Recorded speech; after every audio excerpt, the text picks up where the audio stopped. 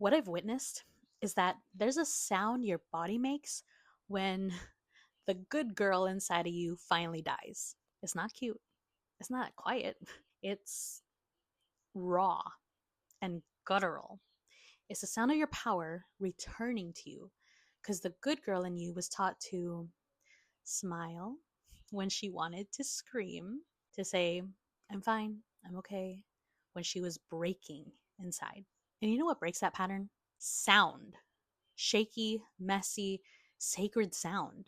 Sometimes vocal alchemy is about letting the scream come through without shame or apology. It's the sacred undoing of everything you think you should be doing. But, like, who said you should anyway? Because if it doesn't resonate with you anymore, let's get rid of it. Let's reframe it. Comment no more silence if you're ready to stop contributing to cookie cutter shit, and follow me if you're on your voice reclamation journey too.